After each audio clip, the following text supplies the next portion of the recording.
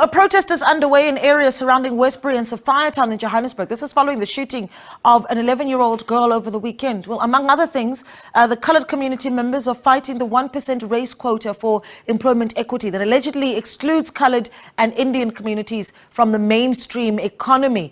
Community members are blocking off the streets around Westbury and Sampear town as they send a memorandum to the Rahima Musa hospitals and all other businesses in the area. Well, Aldrin Sampear is joining us now from Westbury to give us more on the protest action. Aldrin, good morning to you. Well, you were just here in studio with me, of course, but you certainly made it there very quickly. What are you hearing from those community members, Aldrin?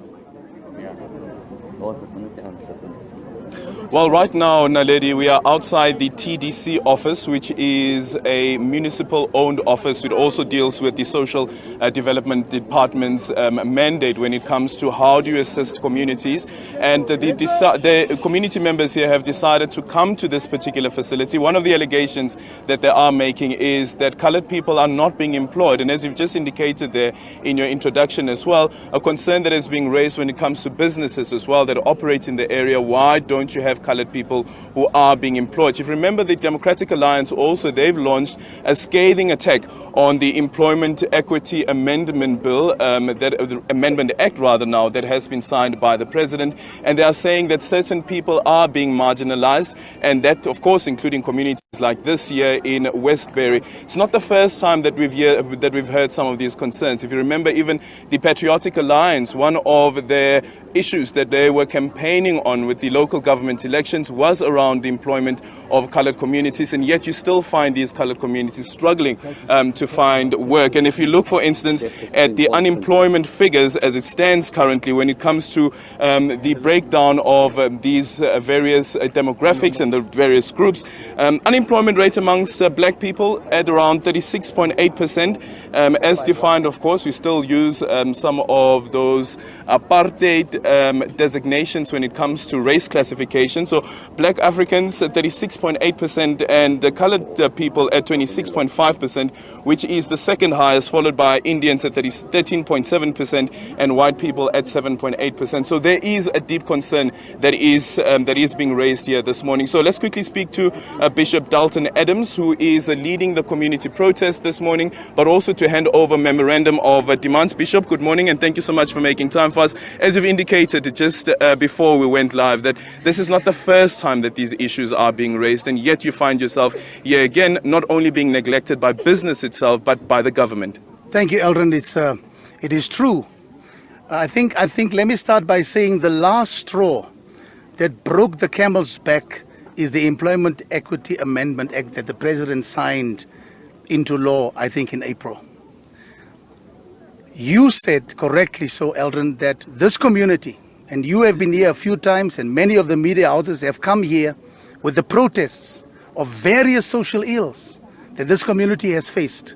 If you look at drugs, Aldrin, if you look at teenage pregnancies, the abuse of alcohol, exacerbated by unemployment, no opportunities, not being skilled, then I want to categorically state today it is this bill that has now actually opened up everything and made it clear to us that the coloured people are clearly being marginalized.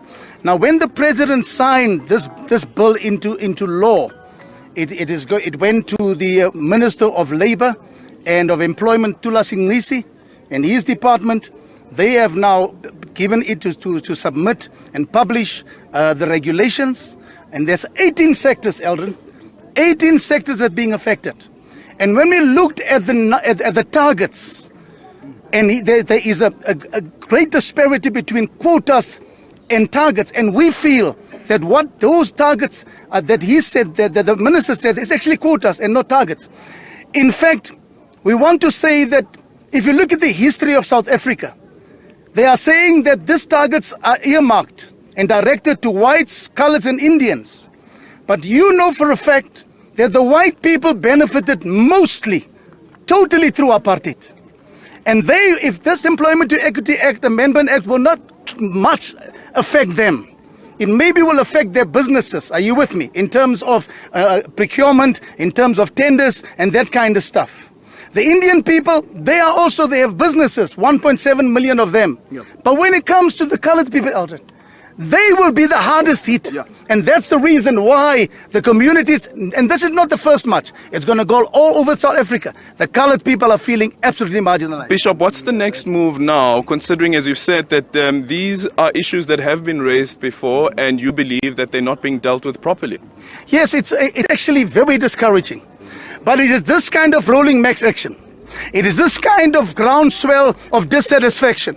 It is this kind of voices crying out clarion to say, it cannot go on like this, Aldrin, because our communities are suffering, our children. We are here because we know that if these targets in the next 5 years, if it's gazetted from the 1st of September, then it will take 5 years for these targets to be reached. Then we are saying the next generations will have no opportunities, Aldrin. Bishop, unfortunately, we've run out of time, but thank you so much for your time. A bit later on, we'll bring you some of the frustrations that have been raised by some of the community members here in Westbury.